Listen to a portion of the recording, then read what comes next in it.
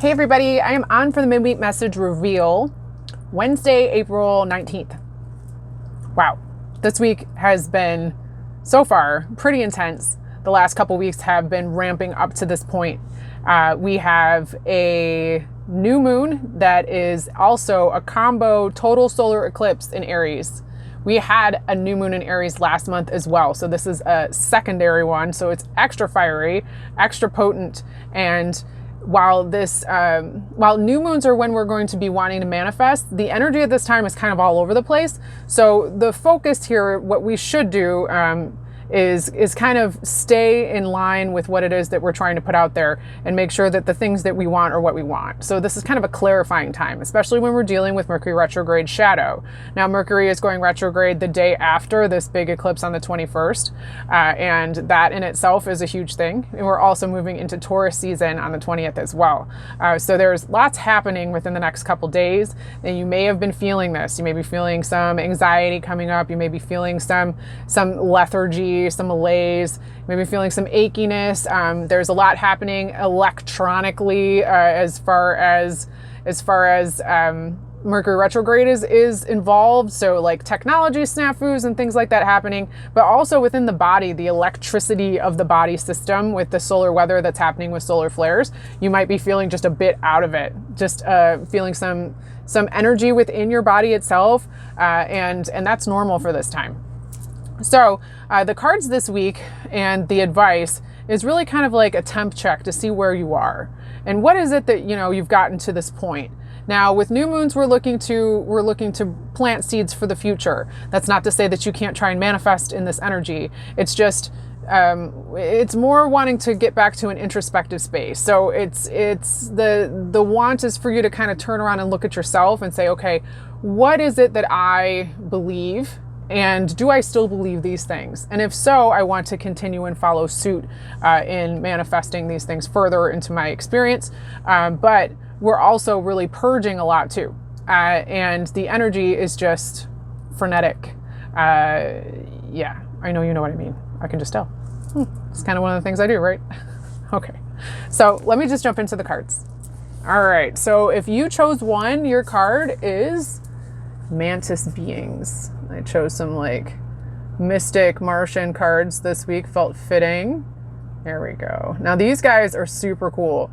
Mantis beings are higher dimensional beings, and they have a golden sort of magic about them, their ability to bring through healing, their ability to communicate in different levels is really strong. So for those of you in one, so Mantis Beings is a 12, which is actually a 3.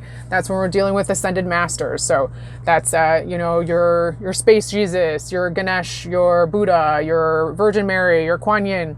All of the big greats that we know are bringing through an extra blessing with this energy that you're experiencing. It's also a connection to the body, mind, and spirit that we have. And if you think of like a triangle, that's where we're wanting to seek that balance. So the Mantis Beings, for those of you in one, are kind of coming through to bring a little bit more bolstering to the things that you're looking to do.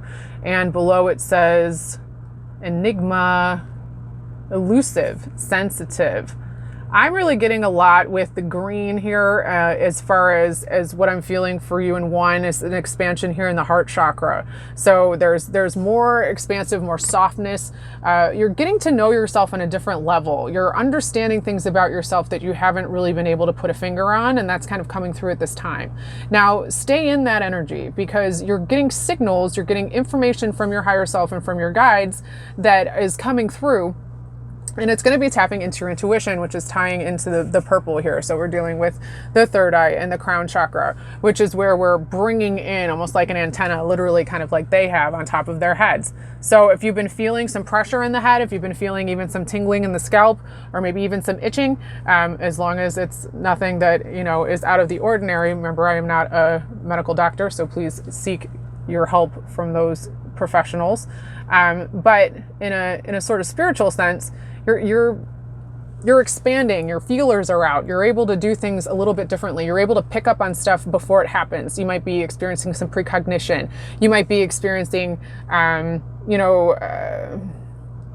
almost knowing something was going to go down, or getting a sixth sense about something and realizing that you were right on track. So that's not something that isn't special. It's literally what you're doing. So give yourself a pat on the back. You've really kind of opened yourself up to this energy, and also really drawn here to the yellow in the background with the solar plexus chakra. And that's making me feel like you are believing your own stuff. And that's a new thing for you. Congratulations. It's been a minute. It's been a minute since you felt kind of safe in your own energy.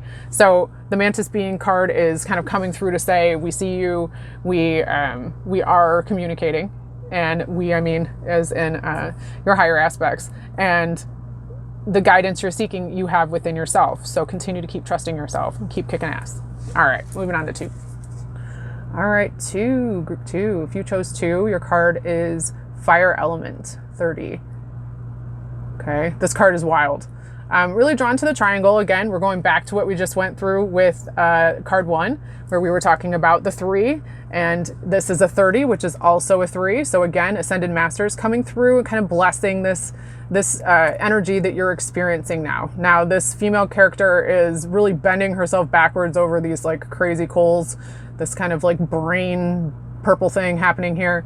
And the words are warrior, passion, fearlessness. This is really just a confirmation and a pat on the back that you guys two have really been through some heavy stuff, and you've really managed to slough off the bullshit. So even like a wound that gets cauterized, not to get too graphic, but it stops the bleeding. You've done something to stop yourself from leaking energy that has been happening with you. You might be feeling a bit of your mojo coming back, even in a saucy way. You might be feeling a bit more energetic. You might be not needing, the afternoon coffee, or you're getting your natural highs from moving around or journaling, or spending time in nature, or even spending time with others and socializing. And this is really paying off for you. Now, fire energy too, since we are dealing with the Aries new moon, and we're having a total solar eclipse, there's a lot that's connected here with the solar plexus chakra, especially for you guys in 2. So if you're feeling some pressure in the belly, if you're feeling a little bit of nervousness, or even just feeling like a weighted sort of heavy feeling, maybe you're not as hungry, you could be experiencing some of the energy that way physically. Now, to offset it, ground yourself, use your daily practices as you do. Take some time to rest, because you've really been running on empty, and it got you to this point, but you can allow yourself to relax. You can give yourself a bit of a break. You've been doing all of the right things. Everyone is super proud of you, especially you, especially little you. So your inner child is really proud of you showing up for them. And there's just I just feel like a big hug all the way around my waist from my inner child. So give yourself and your a little hug, and know that you are doing everything that you can. You've done everything that you could, and your pace is perfect. All right? Quit bending yourself backwards over some weird stuff. You don't need to do that anymore. That's donezo. Okay. All right, moving on to 3. All right, group 3, card 3. If you chose 3, your card is the Flower of Life. Beautiful sacred geometry here. And this is a 29. It says inspiration, awe, and dreams. This is a message coming through for you guys, and this is 29, so that would be a 11, which is a double manifestation number, which is super awesome. You've come to a place where you've decided for yourself that you can turn around and look and see all that you've done. You've decided to stop and look. You've also decided to stop, look, and turn within and take a look at yourself and the things that you've accomplished thus far. You've done a lot, and what you're starting to realize, 3, is that you are interconnected with everything. Every single thing that you interact with. The person on the street, the dog in the park, the leaves on the tree, the wrapper stuck to the bottom of your shoe. You are somehow connected to each and everything that exists. And through your own experience, you experience yourself through others. And that interconnectivity is starting to give you a sense of wholeness, and a sense of almost like expansion. And the expansion I'm really feeling is happening here in the ears. It's like in the sinus and in the sides of the face. So this is through the chakras that we do have in the ears, but moving up into the third eye. So your ability to discern is coming through clearer. And intuition is pretty big here for everybody across all the cards. But the flower of life, being a sacred geometry symbol, has like 19 interconnected circles around every single circle that exists. It's designed to show how we are separate, but yet not. We are 100% connected to every single thing, every single entity, piece, part. We are whole and separate all at the same time. This is the grace you need to give yourself, 3. You need to understand that you're allowed to step back from being center stage. You're allowed to take a moment and take stock of all of the things that you've accomplished. And you're also allowed to let other people lead and help. That's coming through pretty big. Let other people help you. You might be needing some assistance at this time and you're used to doing a lot on your own. Let someone else help. That doesn't mean weakness for yourself, although this does play on your vulnerability a bit. I am feeling a little ping in the belly. So to me, that feels right. If you let someone else lead, it says nothing about your ability to lead. What it says is you trust, and you trust the process, and you trust those that have come into your existence to be part of it because you are part of them. And that interconnectivity is what's going to take you to the next level. It's going to allow you to manifest and bring into your reality the things that you want through the help of others. So I hope that makes sense to you. I feel like this is something that's a bit new. It's kind of popped off a little bit and you're like, oh, I don't know. Also big kaleidoscope vibes, as I always get with the flower of life. So if you're feeling, and my camera is not wanting to, come on, baby, not wanting to zoom in here. So the blurriness, which I think is interesting, you might be experiencing that as well, is also literally happening right now. Thanks, Mercury Retrograde Shadow. Okay. As always, would love to hear your feedback.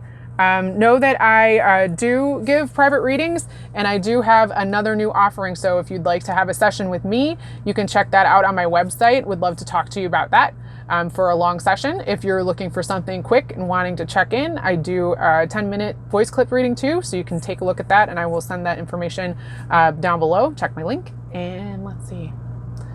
Just make sure you give yourself some grounding space this week. Allow yourself to know that things are going to be a little bit weird and everyone else is also experiencing said weirdness. So grace and space is what we require. Okay? So hang in there, chin up, know that you're awesome, and I will check y'all next time. All right, peace.